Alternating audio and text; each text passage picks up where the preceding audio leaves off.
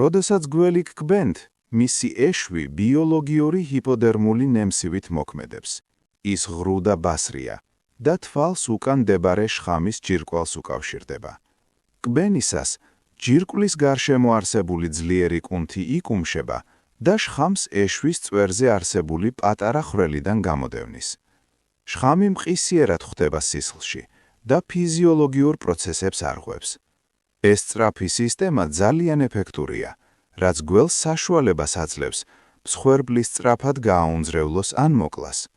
ეშვის დიზაინი ზუსტი და მომაკვდინებელი ადაპტაციაა, რომელიც გველს ნადირობაში ეხმარება. ამის საწინააღმდეგოდ, ანტიდოტი ორგანიზმში შეხავს ანტისხეულები, რომლებიც შხამის ტოქსინებს ანეიტრალებენ.